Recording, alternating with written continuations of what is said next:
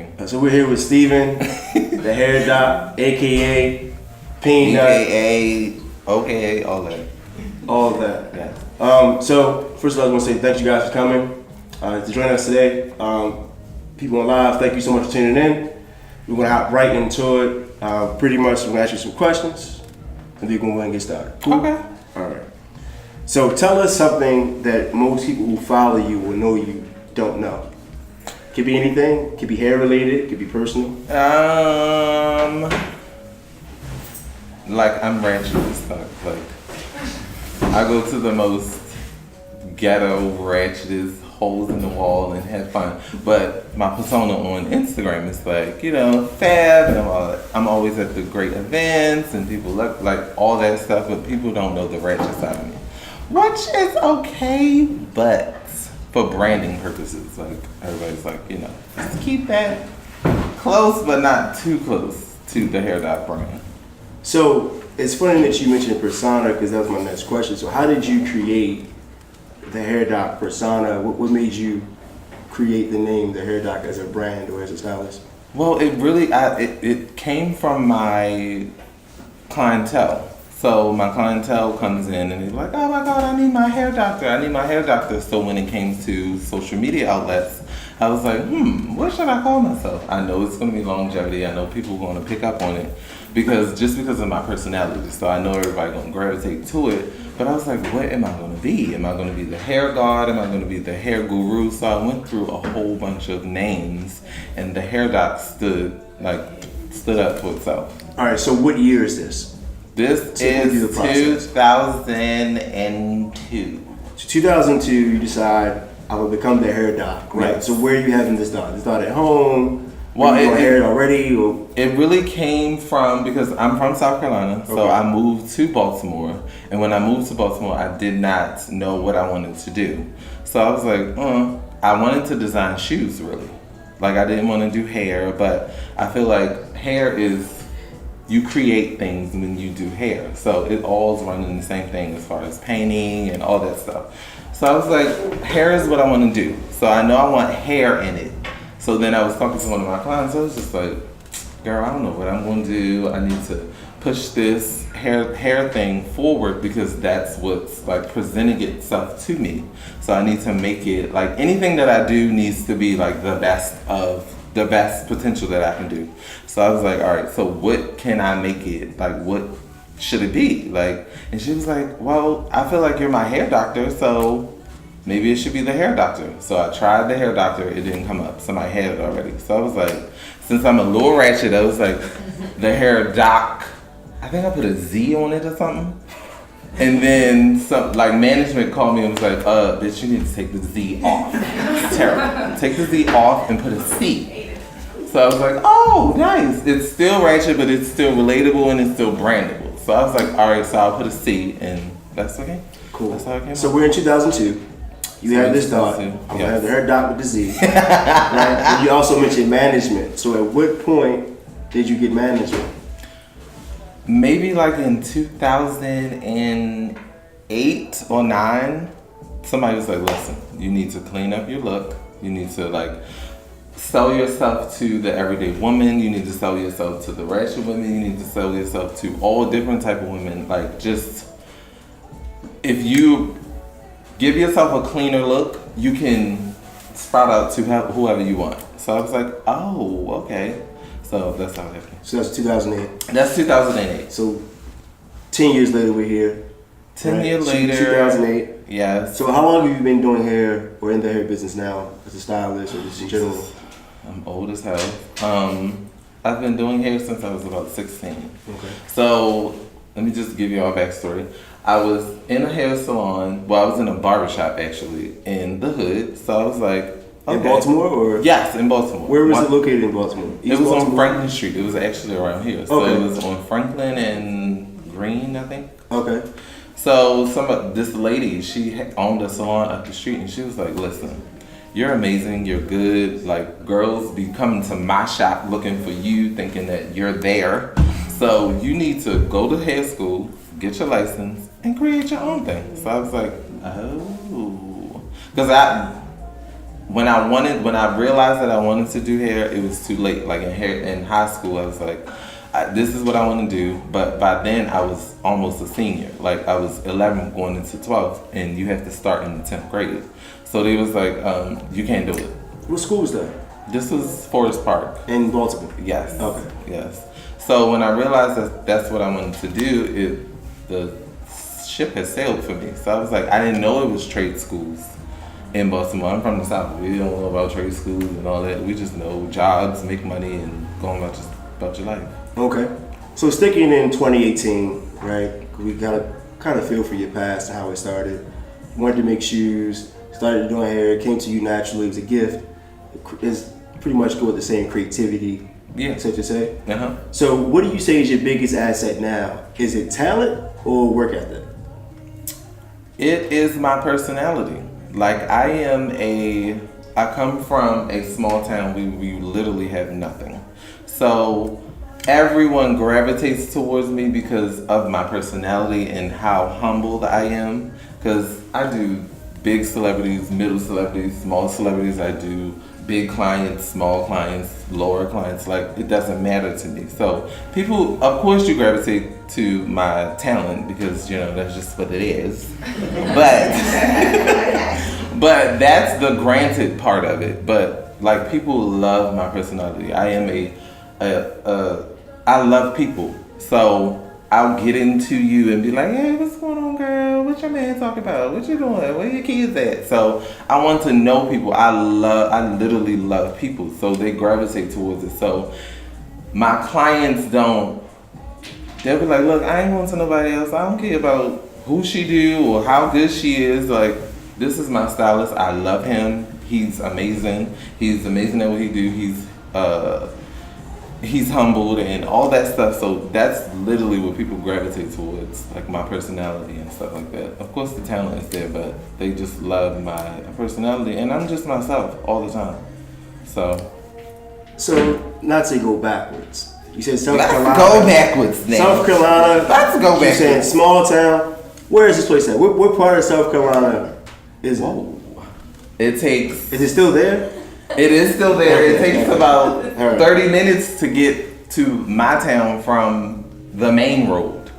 Oh, wow. So it's all the way back. Like, you gotta have Verizon for it to work. Wrong. So somewhere in the mountains, only Verizon. You gotta have Verizon. You gotta have them strong connections for it to work back there because there's so many woods. I just want the world to know you still ain't give us the name of this place. We got Dirt Path, we got Dark Roads, we got everything but the name of this place. It's called Winsboro, South Carolina. Winsboro, Yes. South Carolina. Winsboro.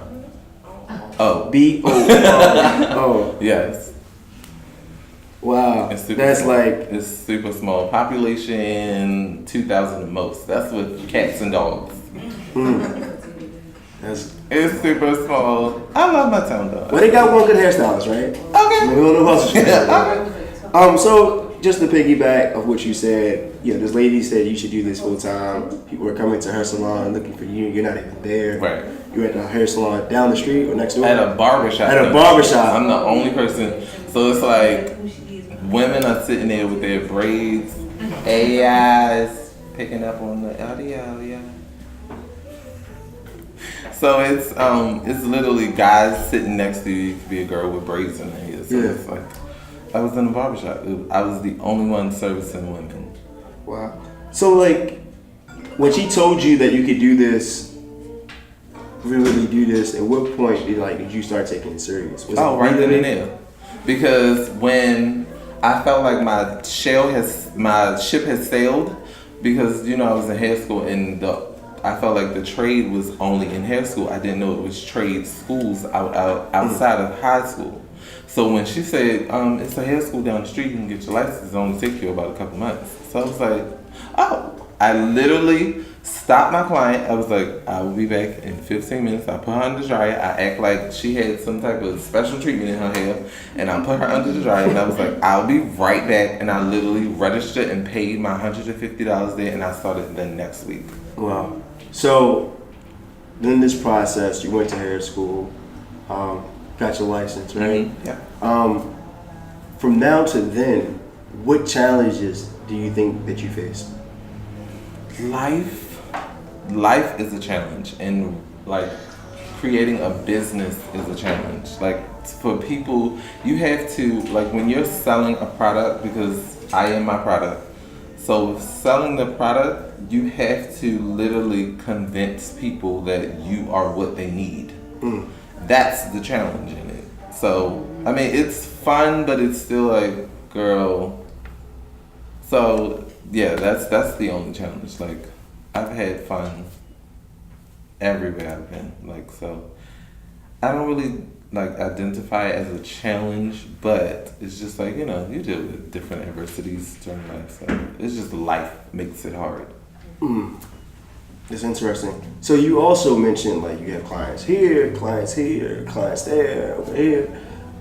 What was the first client you did that was here that you can remember that was like, oh, you were either excited or couldn't believe that like that person contacted you to install their hair? So it was actually Nene Leakes. Nene Leakes of Real Housewives of Atlanta. She called somebody and was like, hey, I'm coming to Maryland. I need somebody to do my hair. He's the best one. Figure it out. Like, I was like, oh, Nene checked for me? What year is this? This was, I don't know, I think it was like 2010. I'm not sure. Yeah, I don't remember. But that was the first big person. I was like, oh, she wants me to do her hair. Oh my God. So what would you say, like, of all the hairstyles you like that you did, what is your look? Like, what style do you think you're known for the most? My curls. Your curls. My curls will give you some attitude, baby. Like, those curls, yeah. From the glamorous curls to the messy curls to the girls that don't care about their hair and they just want a polished look but still messy, like, curls are my thing. I love curls. That's the look you're known for. Is that this like your favorite style to create, or? My favorite, yes, that's my favorite style to create, but my favorite thing to do is to go from, my favorite clientele is the alopecia, the cancer clients. Those women are who I really like get into and like go in on because they don't have hair. And you know, a woman's crown is her hair. You see a woman's face, you see her hair, you see her makeup. That's the first thing you look at. Other than her butt and her breasts and her body. But that's the first thing everyone sees. So that's my, curls is my favorite, but the certain clientele I like is those girls. Is it because as an artist it allows you to be creative, or is it more emotional for you? It's both for me because this one lady, she literally like cried when I finished on her hair. Like she was like, I just can't believe that I look so beautiful. I regained my confidence. And baby, she's been my client since 2006. So it's emotional and the other things, but like I said, I love people, so I like to get into them, get in their mind, and be like, what's going on with you? So, yeah. So there's, now because of social media, there's a lot of hairstyles that are trending. Mm-hmm. So what's the style that you would say that you like? What's the style that you say you would hate, that you hate? The hairstyle, I don't know if it's a hairstyle that I hate. No, I wouldn't say that I hate it. I hate certain techniques. I hate certain hair pieces, like that 360 thing. I hate that. That 360 frontal thing, it's stupid. It's not good to me. Why do you hate it? Because it's a frontal that has a back piece and a front piece connected to it, and it leaves like a hole in the middle. It's stupid. Like, and then you gotta cram all these bundles in the middle, and it's big, and it's like, this is too much. So I hate that. I absolutely hate that. And that, what is that? The Vixen weave with the 4 weaves on one head. Dumb. Stupid. So stupid. So dumb. So, I'm not saying maybe now, right? But like, when you first started this hair journey, did someone else inspire you? If so, who? Especially then or especially now? I'm inspired by a lot of people. I'm literally inspired by my friends and my family. Yes, someone's talking. I'm literally inspired by my friends and my family. When I first moved to Baltimore, it was a guy by the name of Michael. I felt like he was the best of the best. So I was like, I need to be up there with the elite. So, hey, hi, I want to do hair. And that's just what it was. Wow. So I'm inspired every single day. I'm inspired by everything. I'm inspired by the new trends, the old trends, family, friends. It's just, it comes daily. How would you say social media impacted your business? Were you like the hair doctor for social media? I mean, I understand that was the persona you created for social media, but as far as clientele, how has that like impacted your business? Has it grown it or? It's a major impact. Like without social media, no one's business is at the height of what it is. Even as far as Mercedes-Benz, like you need social media. That's how everyone stays connected. So it's been a tremendous. Are there any things about social media you don't like as it pertains to the business? Like, do DMs bother you or questions? DMs bother me. DMs bother me. Okay? DMs bother me because I can post something and say, I will give the whole disclaimer for this particular video, this particular hair, and someone will DM. I can say, this is 4 bundles. This is the color. This is where I got it from. This is how I did it. And somebody will be like, oh, well, where you get it from? I told you where I got it from. So it's good and it's bad as far as social media, but overall it's good. Okay.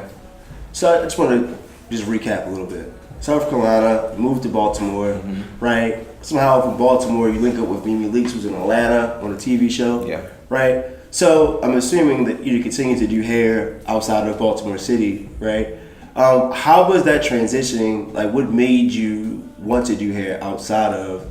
I'm assuming you went to hair school in Baltimore, right? So, like, what made you be ambitious enough, right, to want to pursue hair outside of the city you're currently living in? Well, at first, I really just wanted to do hair to make women feel good. But while I was in hair school, I got an internship at BET. So once I got the internship at BET, but I didn't get it as a hairstylist, I got it as a stylist. So when I first started doing hair, that's what I wanted to do anyway, make clothes and shoes. So I called my mom and I was like, listen, I just got this internship, what should I do? It's not with hair, like what should I do? Because I want to do hair, so I want the ins and outs, but this ain't gonna teach me what I want. And she was like, well, you wanted to start doing hair. I mean, you wanted to do clothes, so just do what you need to do, make the connections, and then you'll figure it out from here. And I was like, oh, nice. So working for BET is what inspired me to do hair out of the everyday woman. Like, oh, we go here, you do your work, you get paid, everything's good. So I would be doing a disservice, right, if I didn't ask this question. You wanted to make Hold clothes. on, let me fix myself. Let me fix myself. You wanted to make clothes. Yeah. You keep saying fashion. These words keep coming up, right? You even talk about designing your own shoe or sneaker, right? Yeah. So what type of clothes did you want to make? Men's clothes. I wanted to make men's clothes and women's shoes, which is what I'm doing now. I'm in the process of opening up a men's boutique. It's going to be called For Him. It's going to be in, well, let's keep our fingers crossed. It's Rosh Hashanah. Let's do all the extras, praise to the highest gods. I want to open up a boutique in the most diverse area, which is, I feel like it's in DC and like, you know, the high traffic spots. Okay. So bringing into the fashion into fruition, that's what I want to do. All right, so you said men's boutique, right? That's a pretty broad thing in today's time, right? It's is not. there certain pieces, like, is there certain items you want to sell, or is it just like tops and bottoms, or? No, I want to accommodate every type of man, like the regular man, the man that just goes and be like, listen, I don't know what I want to do. I'm going to have a consultant there that says, hey, I see what type of guy you are. This is what you should wear. So it's going to be for the everyday man, the extra man, the man that loves fashion, what are they called? The men, metrosexuals, like every type of man, the white man, the Caucasian, sorry. Wonderful. The Caucasian guy. I want to cover every barriers, because when you go into a boutique or a place that sells clothes, the men's section is like this small. So I want to at least cover all areas so they can only come to me. Like, I literally want to be the Rashida of the Atlanta, hip hop Atlanta. I want to be her of the men's side, because she's killing it. So, pretty much a men's version of Oppressed, right? Yes. But it's called what again? For him? For him. For him, Yeah. which I think is a great name. Yay. But you also mentioned women's shoes. Yeah. Right? So are you doing like boots? You're doing heels? No, I'm going to create my own shoe, but I have some factory vendors in overseas. Overseas that make stuff like that. Like, okay. People overseas literally have like factories, like storage bins for us, like everyday people. Like they can make anything. So you're pretty much, the goal is to retail women's shoes, not so much design them? No, design them. Okay. Like, I've specifically found a vendor that makes shoes. Right. So like, what I'm they asking make everything. is like, say if you could bring out a shoe today or tomorrow, is it a heel or is it a boot? What kind of shoe? It's a heel. It's a heel? Is it Definitely a heel. Or is It's it a heel. Okay. Yes. The girl. So we can look forward to fashion for men and women designer heels. Do you have a name for the shoe line yet? I don't. That it's just gonna be an add-on. I don't want it to be. I'm not gonna make this overtake my men's boutique, because women's stuff is everywhere, and it's no. So it's just gonna be a little section. Where you get your shoes from? From this boutique. It's called for him. But This boutique in DC. Yes. Right? Called for him. Yes. Wow. So what's next? Right? When we talk about the boutique, is there any other goals or ambitions outside of fashion or hair, or? No, like literally fashion and creating is my life. Like, I literally like make it my life. Even down to like finding a boyfriend. I'm like, listen, if you can't deal with my creative mind, then we can't even, you know. So fashion and hair is literally my lifestyle. So what's next is my boutique. I'm literally going back and forth with vendors to try to figure out, because no shade to Fashion Over for Men, but it's terrible. It's terrible. So I want it to be like lit as hell. So it's going to take some time. I literally been going back and forth. I've been buying samples from different vendors and different fabrics and stuff. So, and it's so crazy, because if something like, if this is cute, because I know it's cute because I'm wearing it. This is cute. If it has the wrong fabric on it, it will look terrible. So I had to learn that too. So it's like I had to go through all of that stuff. So at the top of next year, I'm gonna literally like pull some stuff, because I found some nice things. So I'm gonna do an online thing first, and then find a home for my clothes. So how long did it take you, or how long have you been developing like different fabrics and textiles? Literally since the summer of last year. And I don't want to involve my family and my friends, because I want to have like a clear mind of what I want. Because you know, you'll ask for advice from your friends. They're like, no, I don't like that, but they don't like it, but you can like it, and it can alter your mind frame, or it can alter your vision of what you're looking at. So I'm keeping everybody out of it, and I'm just solely trusting my vision. Okay, and then we're pretty much gonna wrap up, but I have one more question for you, and this is it. You mentioned management earlier. You talk about fashion. You talk about the Hair Doc as a brand. You talk about how you got started from the small town, came from South Carolina to Baltimore. Didn't know you really want to do hair. You really got booked at BET as a stylist. Now you're doing hair on Bravo, BB Leaks. So my question to you is, For any other hairstylist that may be, or any person in the hair industry at any level, right, that is currently listening live on Instagram or to the podcast, what advice would you share that you've learned so far from this journey? Trust yourself. Do not pull in other thoughts from other people. If it's something that you want to do, if it's in your gut, go with it. Because if not, you're going to feel like trash when you have a vision and you don't go for it. If you just sit and just listen to people and not go for what you want, it's going to be terrible. So go for what you want. Don't listen to anybody. Don't listen to negativity. Don't trust yourself is basically what I'm saying. Trust yourself. Okay, you're gonna fall many times. Get back up. Make it better. Learn from what you did. But trust yourself. No one can tell you what to do. Nobody. Trust yourself. If you feel it, go for it. If you feel it, go for it and trust yourself. Trust yourself. That feels like I'm getting t-shirt vibes. I feel like I could do any t-shirt. The next t-shirt. Trust yourself. In the boutique. It's going to be called Trust Yourself. In the boutique. Any questions on Instagram? We start with this. Any questions so far through the process? We can start from the top. Stop so many times. It's terrible. One question so far. This was, did you vote? No, I didn't vote. I'm so sorry. I did not vote, and I feel terrible about it, but I didn't. I guess we gotta say the date, right? It's the day before election day. Oh, okay. Yeah. No, I didn't vote. Sorry. There's a lot of people saying they're proud of you. Thank you. I have a question. Ooh. Hold on 1 second. You be able Well, to no, she can go ahead. Okay. Voice is good.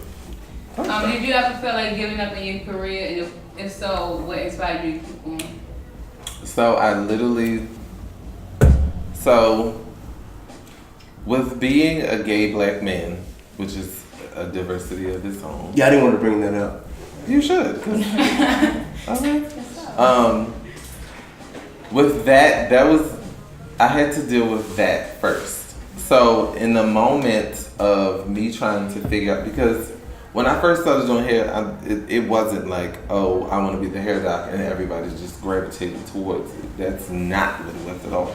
So when I made the choice of that's what I wanted to do, it was a point where I was like, is this really what you want to do? Like, you're broke, your aunt just passed away, like, what are you going to do? So I was like, I'm going to give up. So I called my mother, I was like, listen, this is not what I want to do. I'm going to sell something. I'm going to go into corporate America. And she was like, listen, you ain't doing none of that shit. You're going to... Now, I don't mean to cut you off, Okay. right? So, what? What is this thing you're talking about? Things. Sell things. Clothes? No. Oh, Things. That's what we're gonna leave it as. She was like, absolutely not. You're my fucking son. We're strong. You have a strong mother. You have a strong support system. You're gonna get your ass up and you're gonna push. If you need to go and fucking put flyers up and make it work, this is what you need to do. Why would you move from here to create a better life and to sink? And I was like, oh, that's true. So that moment, I was like, bitch, it's hard. It's getting hard. So I was like, no, this is not what I want to do. And she was like, no, bitch, this is what you want to do. Me and my mom is that close to be like, hey, I won't call her a bitch though. but she'll call you one. But she was like, bitch, get your ass up and make it work. And that's what I did. So that was the point where I was like, I want to give up. This is hard. Like, I'm from South Carolina. It's just like... Willsboro. That's wrong! Winsboro. Winsboro. That is. You're from Winsboro. So, wow. Yeah, that was the moment where I was like... And from that day, I printed out some flyers. I made them myself. Printed out some flyers. I went to Mondawmin Mall. Strapped them on the thing. I went downtown and threw them all over the floor, all over the ground and stuff. Because, you know, people just like, oh, what's going on down here? Oh, that's nice. So I made it work. I kept pushing. What's the question? got a few. First one wants to know, where did you get your outfit from? This is ASOS. That's for him. This So is the not question for is, him. where Oh did my you get your God, I outfit should have from? said it. No, this is for him. It's like, no, this is from this whole outfit is from ASOS, and of course my Balenciagas, which is going back tomorrow because I'm not wearing these again. Too bright. Okay. Next question is, do you think your career interferes with your love life? Yes, it does. I cannot find a man to save my life because it's fucking. Last week I literally was in 2 cities and 1 country in 1 week, so it's hard.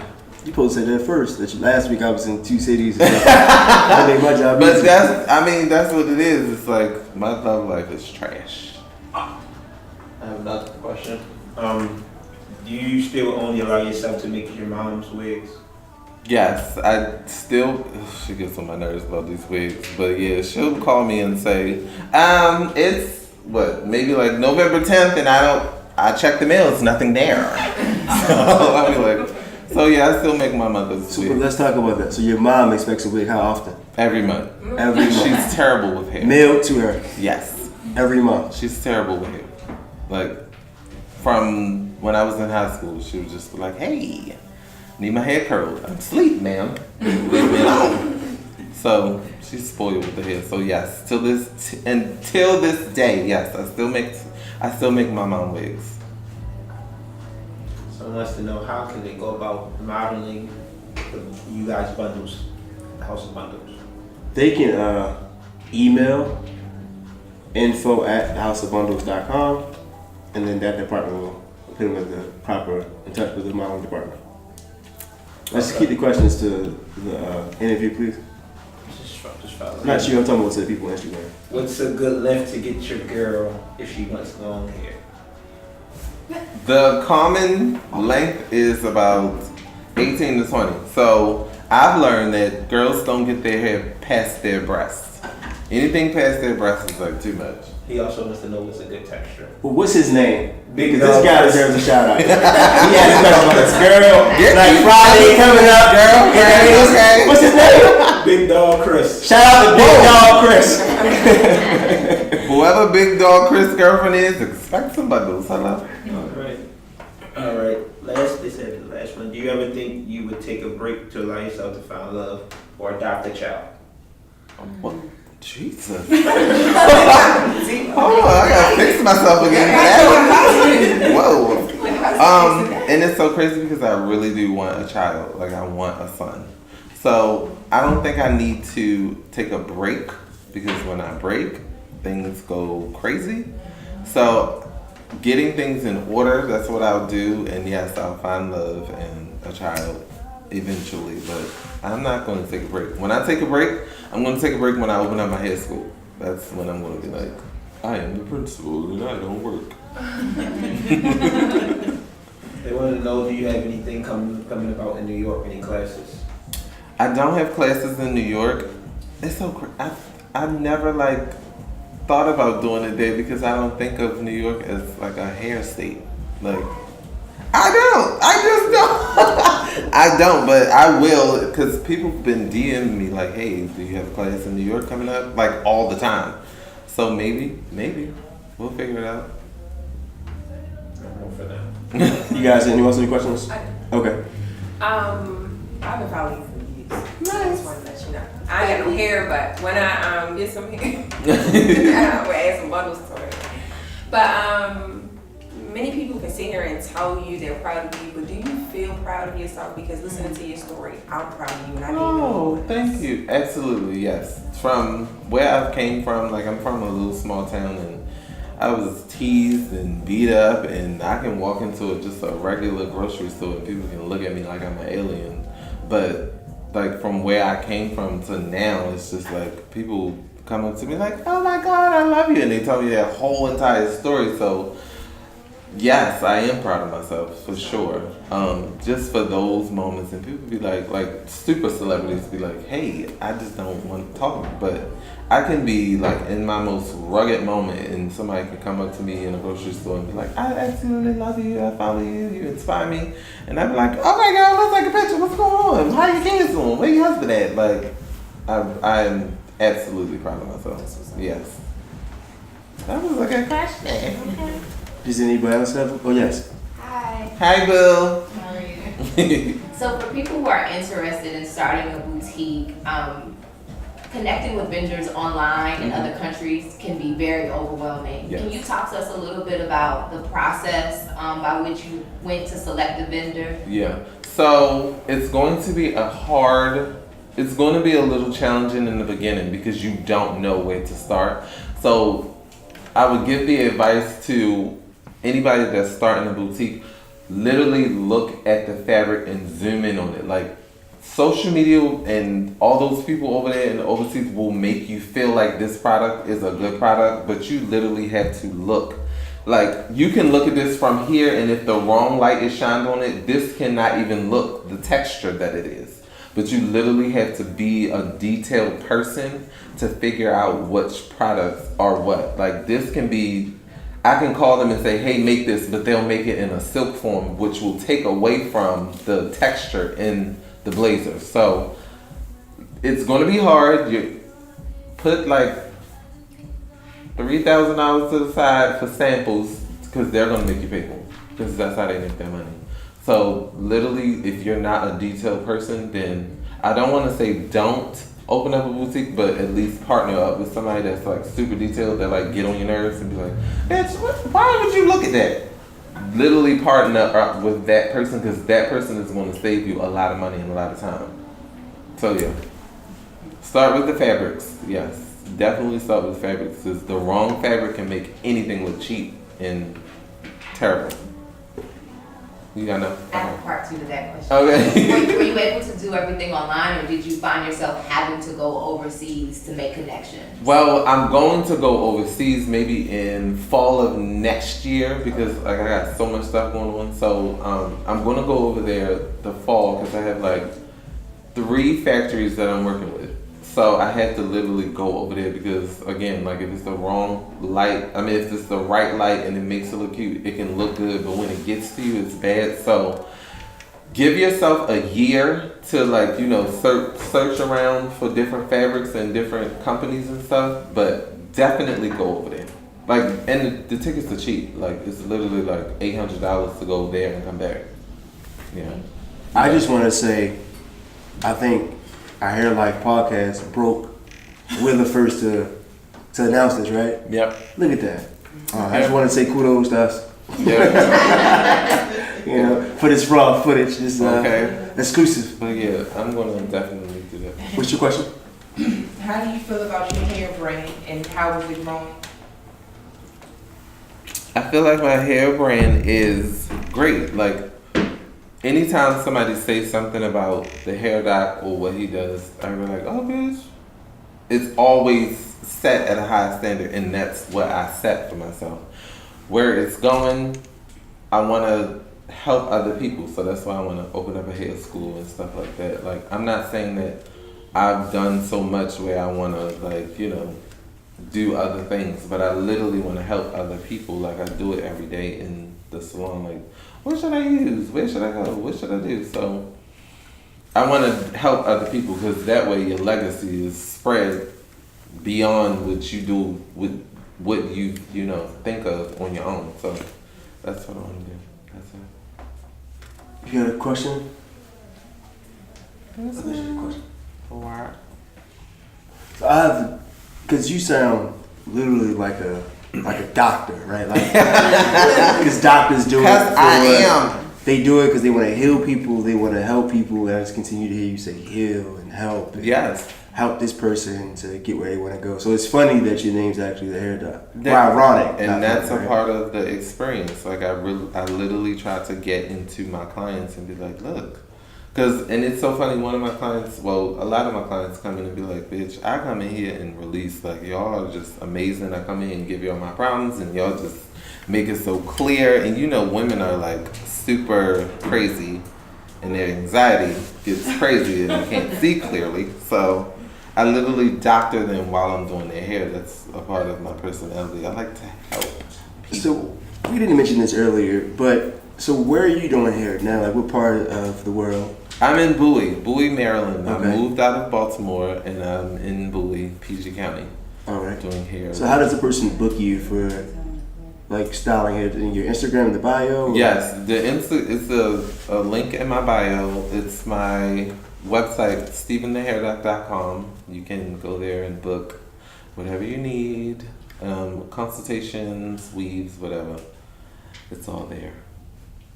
Great. Are there any more questions? No. No? One from mine. Okay. Oh, hey! What's going on? I'm great. My question was, why did you move out of Baltimore? Because I know you had started kind of moving, like New Orleans and Yeah, like, yeah. why did you move out? So I wanted a different type of clientele. Like I love Baltimore. Like I literally love Baltimore. Baltimore made me who I am today. But I just literally wanted to gravitate to more of a corporate clientele. Like I do doctors and nurses and physicians and all them. So I wanted that type of clientele because here, nobody is considerate of your time. So I would literally be in the salon for days dealing with the clientele that I had, which wasn't bad, but like I couldn't do certain things with the clientele that I had. Like I literally lived in the salon. So I talked to one of my friends and they was like, listen, you need a more corporate clientele where they're on time and they respect the time, and if you show that you respect their time, it'll be a win-win situation. So I was like, oh, nice, okay. So PG County is where I wanted to go. That's where all the girls at, and that's where I'm at. Oh. Any other questions, by anyone? No? Cool. That's pretty much it.